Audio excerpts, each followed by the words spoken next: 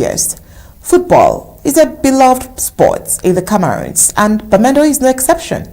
The city's teams are forced to travel to other La République du Cameroon cities to compete, which is not only inconvenient, but also affects the development of sports in the Cameroons. The people of Bamenda are calling on the colonial government to fulfill its promise and build a football stadium in the city. It is time for the regime to prioritize the needs of the people and provide Bamenda with the infrastructure it deserves. A football stadium would not only boost the city's sports scene, but also contribute to its economic and social development. Well, as the years go by, the people of Bamenda are left wondering when they will finally get their football stadium. Will the BS government keep its promise, or will Bamenda remain the only city in the Cameroons without a football pitch? Only time will tell. But that's not all. We're just trying to remind Ambazonians why Bamenda has just been living in promises. Just a few days ago, we heard of gunshots in Bamenda. Random gunshots that sparked fears and uncertainty in the city of Bamenda. The reason for the shooting and those behind the shooting is unknown. Now, the city of Bamenda was plunged into chaos over the weekend as residents were jolted by random gunshots that echoed through the streets. The motive behind the shooting and the identities of those responsible remains unknown. It has left citizens in a state of panic and anxiety, just like you can see in the picture and video. Eyewitnesses describe the scene as terrifying, with gunshots erupting in various parts of the city, causing widespread fear and confusion. Many residents took to social media to share their experiences, with some reporting seeing armed individuals fleeing the scene of the shooting. According to an eyewitness report, he said he was in his house when he heard the fire shot. It was loud and clear. I immediately grabbed my family and we hid in a safe place. We do not know what's happening or what is behind it, but we want peace. Now, the incident has raised questions about security in Bamenda, with many wondering how such incidents could occur without warning. The city's residents are demanding answers and reassurances that measures will be taken to prevent similar incidents in the future. Well, while this investigation is unfolding, the people of Bamenda are on high alert, hoping for a swift resolution to the crisis and a return to normalcy. With all these demands, the colonial regime still holds strong to the military option. Barrister Mbeseha. This we got information has been happening over the weekend. Well, I had to take the first report about Bamenda not even having a sports stadium or football stadium. It's so that they will just know that from the onset, it has always been promise upon promise.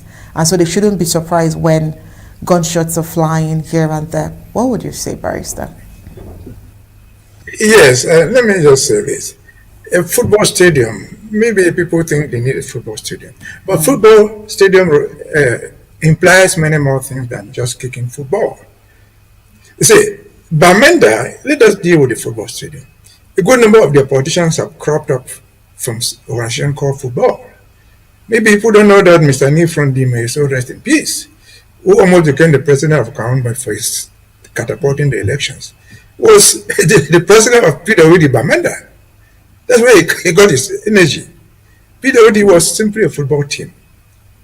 And so football is important to them.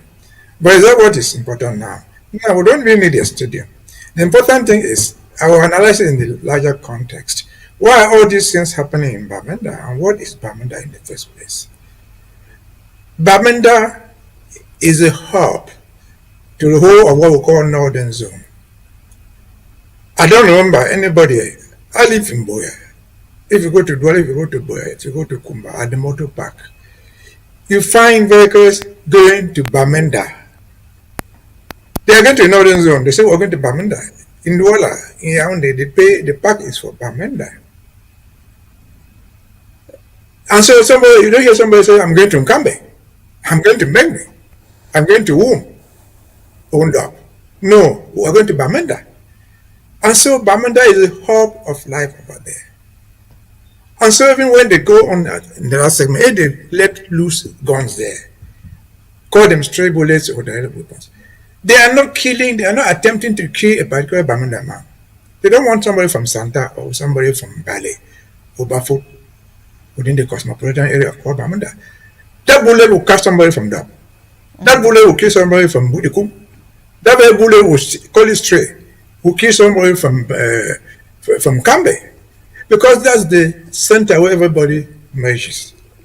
They are not one culture. They have different cultures there, but they merge in that town. And Bamenda becomes very, very significant to us and to Yaoundé. So if they throw a bomb in Bamenda, they would kill almost everybody. At least if you have 100 victims, most of them will be identified from different areas of the Bamenda, of the so-called northern zone, of the so-called northwest they call it today. And so Bamenda is an important hub. And so they do all those things there because they know that it would affect everybody. Lest we misunderstand this thing.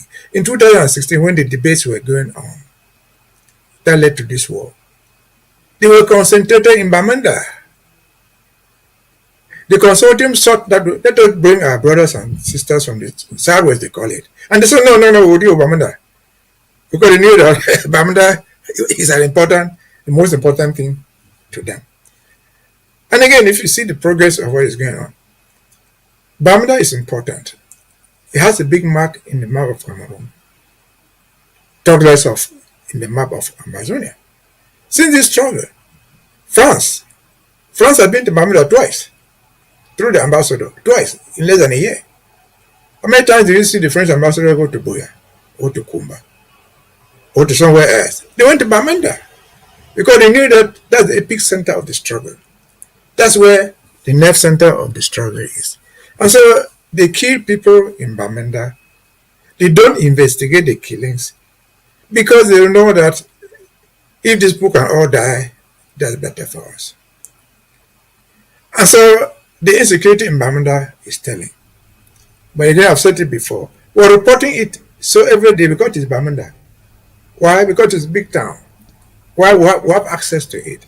There are many other things happening somewhere else, in Kambe, in Dab, in Muyuka, in Dian, that nobody reports. People are dying there the same way, but their own issues are not being reported. So the generalized killing in Ambazonia doesn't matter whether 5 people die in Bamenda and 3 die in Kumba and 1 dies in Kambe. These are all Ambazonians who are being killed, who are being hurt. For example, Wazizi, the capture from Buya. Was he a Buya man? No. He was an Ambazonian, but was not necessarily a Buya man. The children who died in Fear and Kumba school that I just mentioned, were they unnecessary Kumba children? No. And so, again, this government is a very wicked government, intelligently wicked, because these things are done by design. There are no errors in those things. They are done by design. And so, Bamenda to us is life. Bamenda to us is the epic center of our struggle. Bamenda to us in our history is important. Because it was in Bamenda in 1961 that they had a last conference proposing what their constitution would be like when they went to Fumban. It was in Bamenda they took what they call it the Bamenda Conference. It was not Boya, it was Bamenda. Headquarters was in Boya, but they all converged in Bamenda to agree on what they thought the constitution would be like. So Bamenda is so insignificant to us. It's important to Ambazonia. There were only 2 terrible cosmopolitan towns in Ambazonia, Bamenda and Kumba, not even Boya. And so these people are important to us. And coincidentally in Bamenda, what they are doing in Bamenda, they are migrating their march. Yes, they kill those people. Yes, they do all those things. They also die in Bamenda in groves. They die there. And so again, Ambazonians, let us see Bamenda for what it is. Does Bamenda really need a football team? Is that all what we're dying for a football match, for a stadium? If we need a stadium, that's okay. But what happened to the first stadium that was there? There used to be the Bamenda, they were in the first division. Why do they need a new one? Why did they let that one decay? What happened to Peter already that Mr. Nifron they hated for some time? And so they deliberately killed those things, dismantled the infrastructure, and then promised to be one that they will never ever be. That's all it is. We have lived in false promises, in public gangsterism, and outright lies. And coincidentally, they will put all these things together. We have the most powerful people in Bamenda. Call it Bamenda, which represent the Northwest. They include churches, they include bishops, archbishops, they include government delegates, they include everything that you can find in the world. That's the headquarters of the Cameroon culture. When they want to play football anywhere, when they want to do sports, to wear Bamenda regalia. It's not by error, it's by design. Why? Why am I all these things? And you cannot let them promote themselves.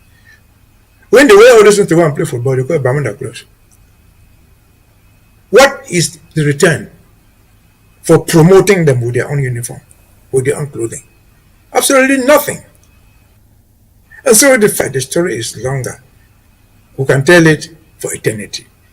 But for the sake of time, I leave it here. You say Bamenda is not just Bamenda. Bamenda is the hub of this, what we can call in simple language, the grass field. The grass field is not a single tribe. There are so many tribes, so many cultures merged into that town. And so, dear Bamenda, resist, you resisted before. Lead, you've led before. Until we get free, until we get our independence, until we can stand for ourselves. Over to you. Oh, thank you so much, Barrister Mbeseha. Sincerely, if we begin to talk about all of the stories surrounding Bamenda, it will take eternity. But because we do not have so much time to talk about it, let's get into this recent article by a social media activist, Mbeseha, that has driven and drawn criticisms for implicating Dr. Samuel Ikometzako, the president of the Ambazonian Gov't in Exile, in atrocities committed by imposter and groups. Well, the Independent News, amongst others, has refuted this claim, citing factual inaccuracies and suggesting a potential political agenda behind the report and behind the move by Mbeseha. Published on the 21st of June 2025, Mbeseha's article asserted Dr. Samuel Ikome's involvement in the violence plaguing Ambazonian Savannah, Midland, and Atlantic Zone. Her report reportedly drew on the Cameroon database of atrocities, an academic resource designed to document war crimes. However, an investigation by the Independentist News, including consultations with independent experts like C.C. Buckley, challenges the accuracy and impartiality of Mimi's piece. Well, according to the Independent News, Dr. Sako is not mentioned anywhere within the Cameroon's database of atrocities, nor are any incidents directly or indirectly attributed to him or his office. The database, it clarifies, does not assign personal blame to the political leader or civilians living in exile.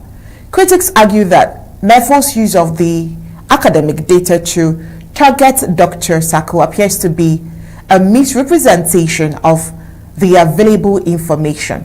Furthermore, the Independentist News highlights what it describes as a deliberate blind spot in Mbeseha's reporting. It points to documented collaborations between elements of the Ambazonian Defense Force, the ADF, and operatives linked to the La Republique de Cameroon's government.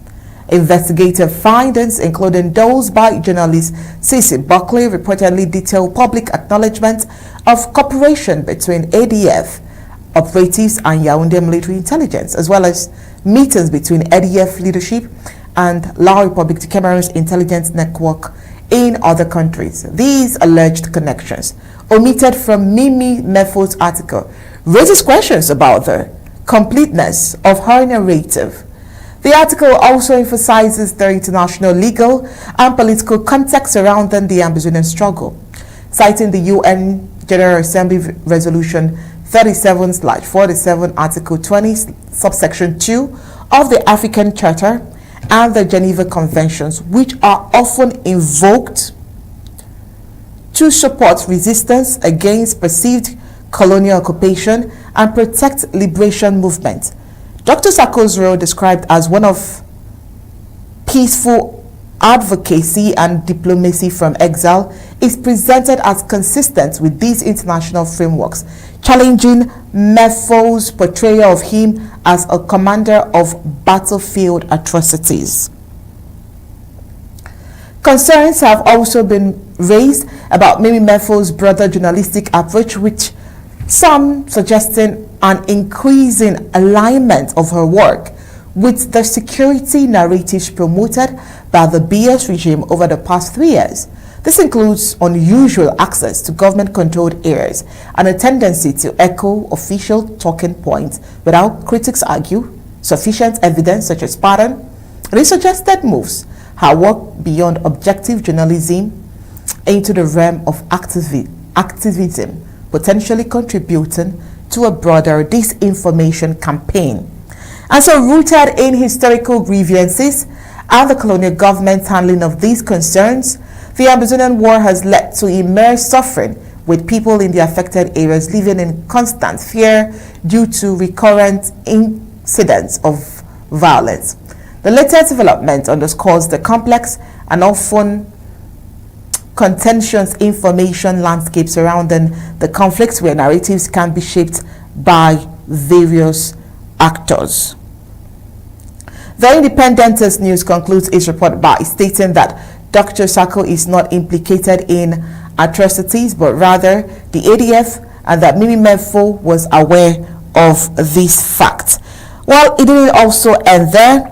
The government of Ambazonia, through its spokesperson, Dr. Martin Mungwar, in its communique, has also clarified that President Sako's role is a diplomatic role. Not just that, he has a right to self-defense under international law, under the UN Charter and the UN General Assembly. 3, has military actions on the ground, and President Sako is not in control of that. Human rights supports do not in any way implicate President Sako. And also, above all, Dr. Martin Mungwar clearly pointed out in that communique that the struggle for Ambazonian independence is legal, moral, and intentionally recognized under decolonization law. Vice Mbeseha, you've been wanting to get to this point. Here we have it. And I needed to add what the government's position on this particular issue has been. And I love how Dr. Martin Mungwar clearly highlighted and gave factual and legal clarification. You know, when he made it clear that the president has rights to self-defense under international law, where he mentioned the UN General Assembly resolution, the charters, and the rest of them. You can now join the conversation, because I know you've been waiting for this particular spot. Yeah, thank you once more for giving me the opportunity to say something about this report, the Mbeseha and the Dr. Mungwar's response. I think let me take off from Dr. Mungwar's response, because we've had occasion here many times, even to quarrel among ourselves, where you have this sort of reporting by people who don't like you or the people who disagree with them. How do you respond to it? I've often said and insisted, say what the guy said wrong, take a few minutes to say that, and take more time to explain what the position is, what you are, rather than quarreling with that person so much for saying what you are not. Because the person who is reporting what you are not is already your enemy, is your foe. So he's not going to report you in the way you want, because his or her goal is not to give you a blank check. It's not to paint you a good person. his goal or her goal, the reporter, is only to paint you black. And if you insult exchanged and thrown on him or her, the reporter, it's not going to solve the problem. It is only your response by saying that this is exactly what is the truth, not what you have said. So on that basis alone, I think Dr. Mongwa did a very good job, a fantastic job. Not just denying what Mimi Mifo said, but saying what the rightful thing is, which is what we think people should understand. Because we are not talking to ourselves. We are talking to people who follow us. We are talking to people who want to know why the war is on. Not to ourselves. We know. We are supposed to know. And so thank Dr. Mongwa for doing what he did. I hope you continue to do the same, even when we falter. Back to Mimi Mifo. Who is Mimi Mifo? Mimi Mifo is an activist. But he's an activist in this struggle with the defense. Because Mimi Mifo, to the best of my knowledge, as I'm told, he escaped from the home front. He escaped, he's abroad. He's somewhere out. Not walking away freely, but because he feared the torture on the ground. She was being tortured. She was being hunted, and she ran away. And therefore, Mimi Mifo is somebody who knows the facts. Mimi is someone who knows some of us. I don't know her, but she knows people in Ambazonia who are important, even in the Dr. Sako's government, that she can call if she needs information. If she doesn't do it, I think it is malicious reporting. Mimi Mifo has not helped herself. In her attempt to destroy Ambazonia, she has not helped herself. Because if all what Mimi Mifo could see for the 7-9 years of struggle is only the negative part of what he thinks Dr. Sako does, there must be something wrong. So all these 8-9 years, Dr. Sako has already been killing people. He has never done any good thing. If he has never done any right thing in this struggle, where did Mimi Mifo report it? She reported nothing positive as far as this Ambazonian thing is concerned, as far as President Sako is concerned. And so President Sako, probably I made some mistakes somewhere, but President Sako cannot be a bundle of mistakes. He cannot be a bag of errors. And so Mimi Mifo is just dishonest. And then we should, again, as I said earlier, she is just somebody looking for attention. If Mimi Mifo was a foreign reporter on BBC, on Voice of America, who called and got messages and got information by phone, or other ways of getting information, one will understand. But Mimi Mifo knows the ground. She knows where Bamenda is. She knows where Boya is. She knows us physically. And for her to put out this report, I think it is something illegal, it is criminal, it is self-serving. You should be discouraged from doing that. But at the end of the day, blood is blood, water is water. One day, Mimi Mifo will go back home. One day, Mimi Mifo will meet me, or my child, or my daughter, or somebody in the street who has suffered the consequence of this war. Mimi Mifo, I think she, at the very least, she understands that this war, whatever it tends to be, was never started by Ambazonians. Talk less of Dr. Sako. It was never started by us. Mimi Mifo should have known that is Yaoundé that declared the war, they opened the fire, they are the one who threw the first stones. And if she's educated, which I think she is, she should know that the only thing left in the hands of somebody who is being attacked is to defend themselves. He attacked me with a cutlass. If I don't have a cutlass to respond, I use a spear. If I don't have a spear to use, I use a stone. And what if that stone were able to bring you down? Like Goliath, like David and Goliath. The catapult brought down Goliath. Will you blame Goliath? Will you blame David for using his catapult to bring down Goliath, who was attacking the Jews? Certainly not. And so maybe before she stood up, if it is possible for her to apologize, she should. And I think she should. Everything she could. Better apologize through the very media that she uses. Because this is unacceptable. This is criminal distortion of facts, which I think in a rightful manner, she deserves punishment if we had the opportunity to. But since we don't have opportunity to punish her, we simply request from her an honest apology through our very media to say I made a mistake. Dr. Sako in particular is not a bunch of errors. It's not a bunch of crimes. The Ambazonian fighters, the ASAs, are not a bunch of criminals. They are people fighting to defend themselves. And if in that process of self-defense, somebody died in crossfire, somebody was actually wrongly wounded, who is to blame? Is it the person who is defending himself or herself, or the guy who is attacking? Stop the attack. There will be no more defense. There will be no more crossfire. As simple as that. I think Mimo did not know. You should know this by now. It's as simple as that. As simple as good morning. Anybody can say good morning. Anybody can understand this one. Yeah, when they understands, if they don't understand, they are just being stupid. That if you took guns and started spraying on people, even if they threw this on people in the boulevard people will stand up to riot. They say, no, we'll defend ourselves. They will not just say that right is because Paul Biya is our son. He's killing us, we'll keep quiet. They will defend themselves. Also, again, this is me for. If this error had been committed by somebody else who is not familiar with the ground, they will have some excuse. Who doesn't know where to contact to get the right information, they will have some excuse.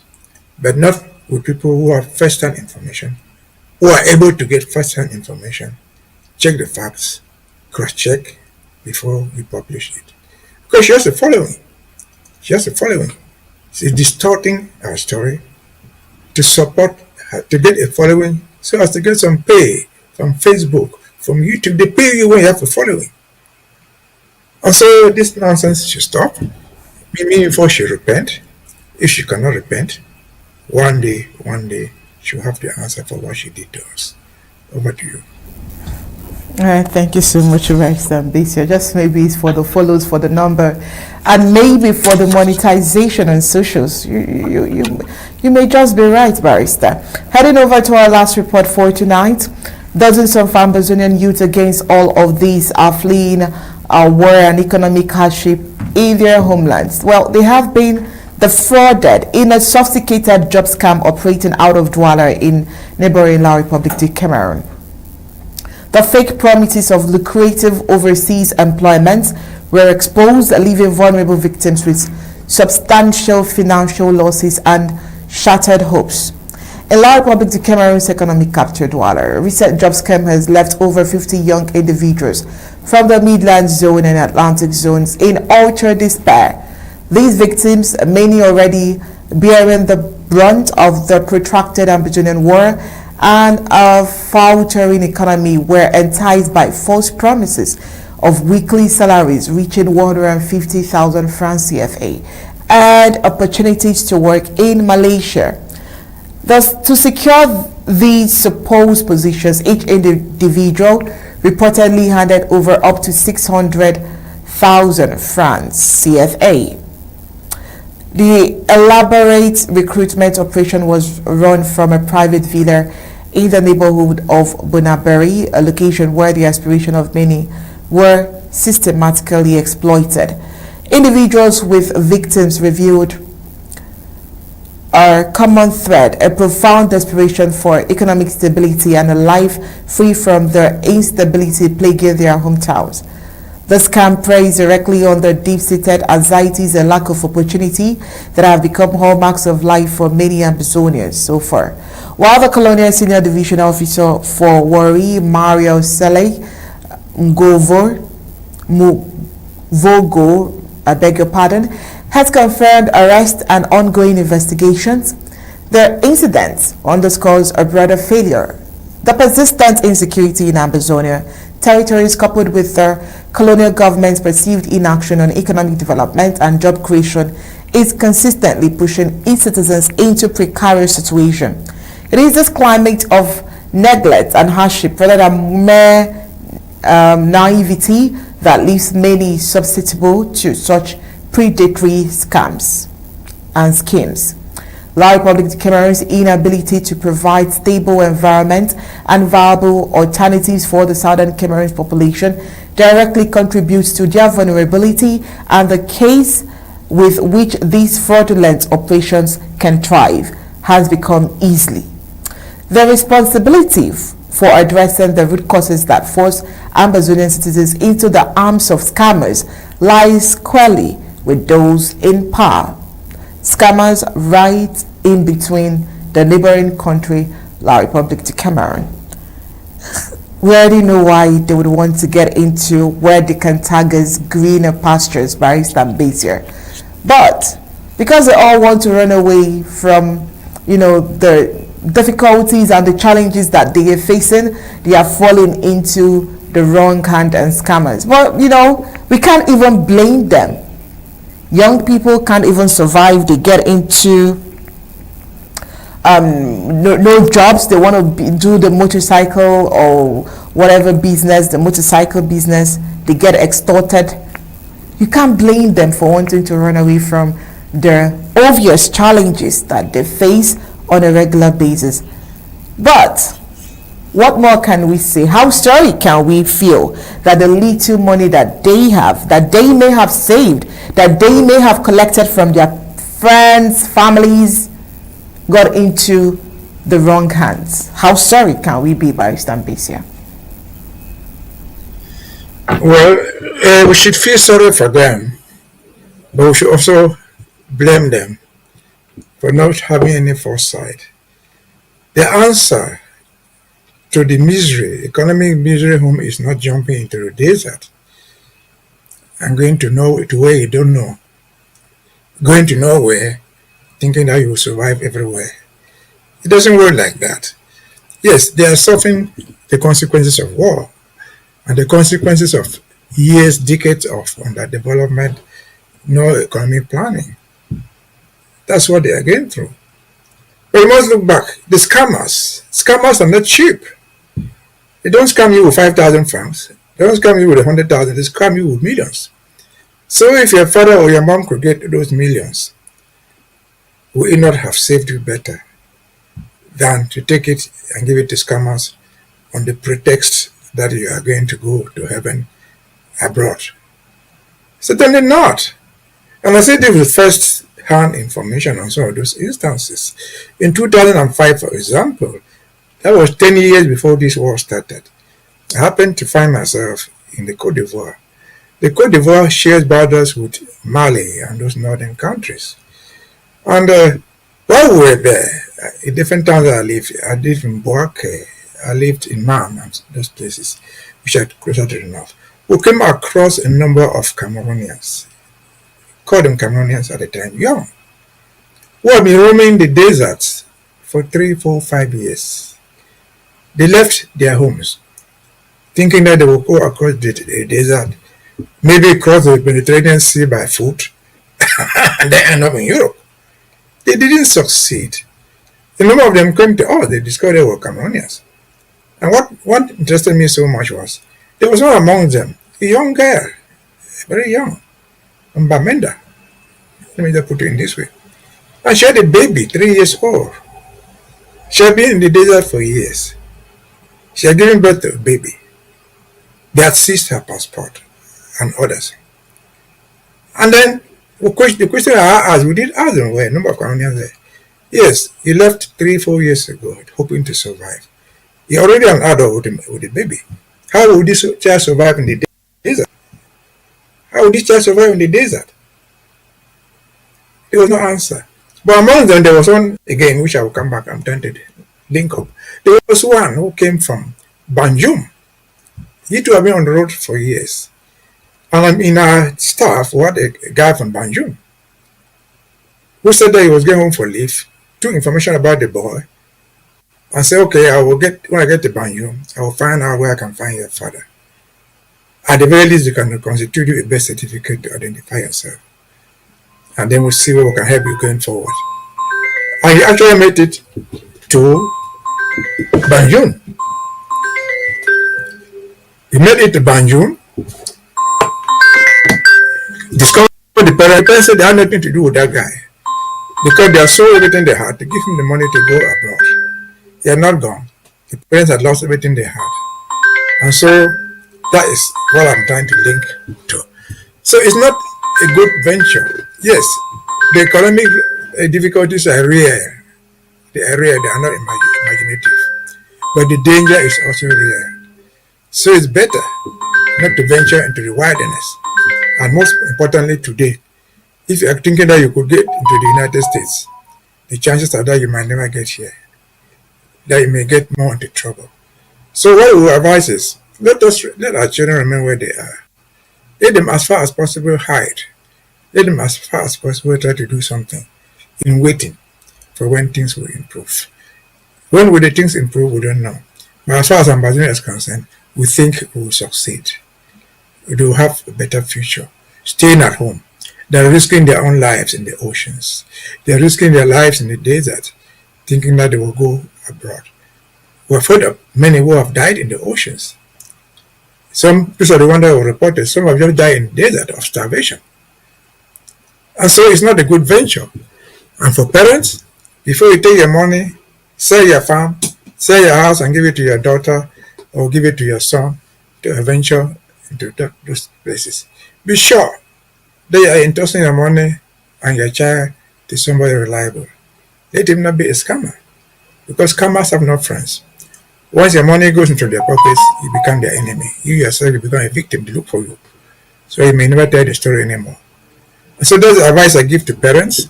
That's the advice I give to children. Remember where you are. Times are difficult. Things are hard. But better days are ahead when you are alive than when you are dead. Over to you.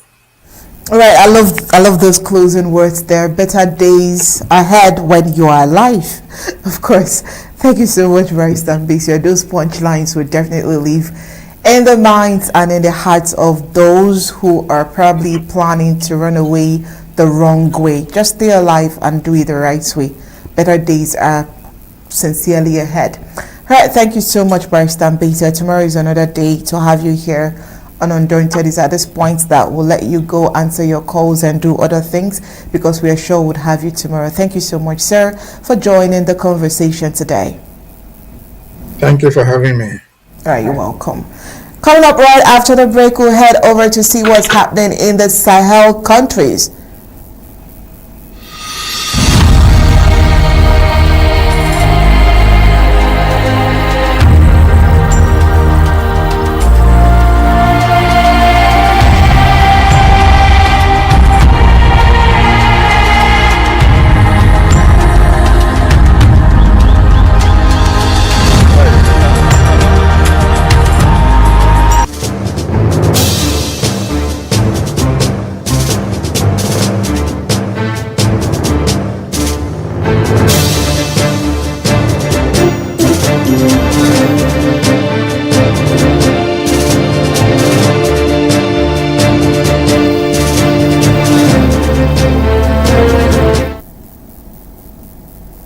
Well, the Sahel region of the Africa has once again emerged as a global epicenter of terrorism and terrorism-related violence, accounting for a staggering 51% of all terrorism-related deaths, not just that, but worldwide in 2024.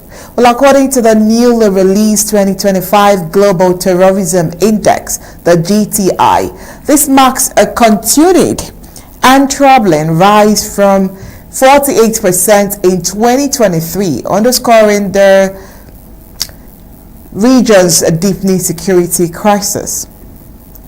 The report, published by the Sydney-based Institute for Economics and Peace, reveals that the Sahel also accounted for 19% of all terrorist attacks globally last year.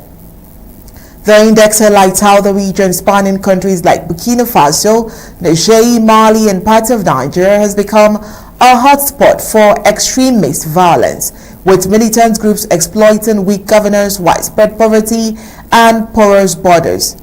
Burkina Faso, let's start with them. Well, it says it's the epicenter of Sahel terrorism. Burkina Faso remains the hardest hit country in the Sahel and one of the most affected nations globally. The GTI report notes that over 700 terrorism-related deaths were recorded in 2024, many of them attributed to groups such as Jemaat Nusra el-Sam wal Muslimi and Al-Qaeda affiliated coalition that has steadily expanded its influence across the region. Terrorist groups have increasingly targeted civilian population, schools, religious sites, and government infrastructure, driving mass displacement and deepening the humanitarian crisis. Entire communities have been from access to food, healthcare, and education as insurgents tighten their grip on rural areas. Let's talk about Niger.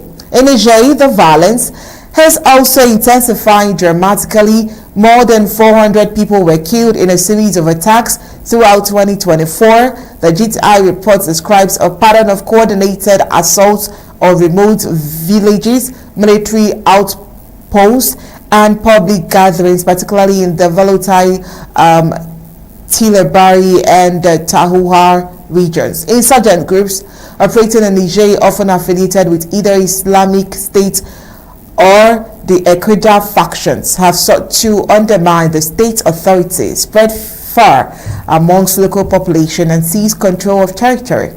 The worsening security situation has posed serious challenges to the country's fragile political transition and regional stability.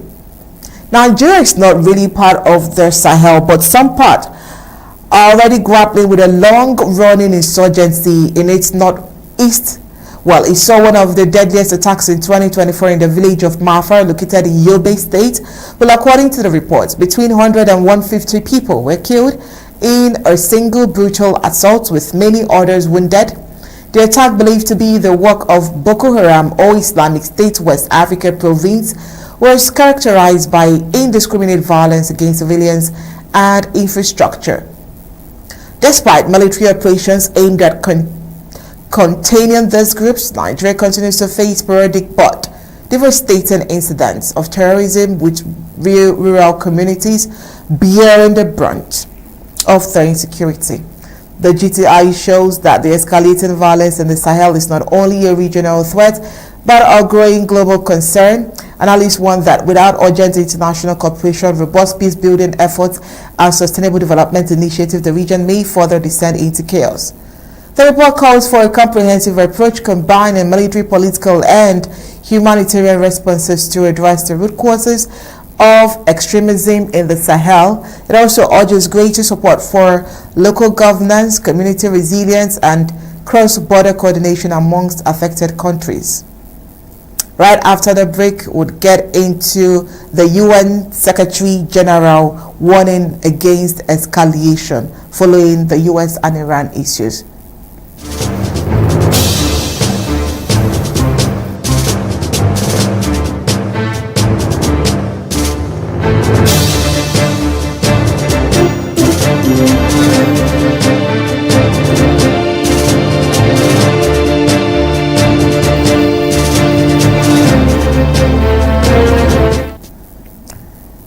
Well, the United Nations Secretary General Antonio Guterres issued a stark warning to the UN Security Council on Sunday, expressing deep concern over a dramatic escalation in hostilities in the Middle East. In an emergency session convened to address mounting threats to international peace and security, Guterres condemned the massive overnight strikes launched by the United States on Iranian nuclear facilities, warning that such actions risk igniting a broader regional conflict. These strikes have significantly damaged the fragile international order and threaten to plunge the region into an even more dangerous cycle of violence. Guterres told diplomats gathered in New York, "We now risk descending into a rattle of retaliation after retaliation, with catastrophic consequences for the people of the region and beyond." The U.S. strikes reportedly targeted 3 critical Iranian facilities involving in uranium enrichment. This direct military intervention came in the wake of 10 consecutive days of airstrikes initiated by Israel aimed at dismantling key elements of Iran's nuclear infrastructure. The Israeli offensive sparked delayed exchanges of missile fire between Tehran and Tel Aviv, further destabilizing the region. Guterres emphasized the urgent need for restraint and renewed commitment to diplomacy. The only path forward is through dialogue, he said, not destruction. We must act immediately and decisively to halt the fighting and return to serious, sustained negotiation on the Iran nuclear program. The Secretary General reiterated that the Iranian government must fully uphold its obligations under the Treaty on the Non-Proliferation of Nuclear Weapons, describing it as a cornerstone of global peace and security. Respect for the NPT is non-negotiable, he stated, underscoring the international community's shared responsibility to prevent nuclear proliferation and ensure transparency in nuclear activities. That's it for tonight's Undaunted. But before we go, let's take a look at the stories that made the headlines.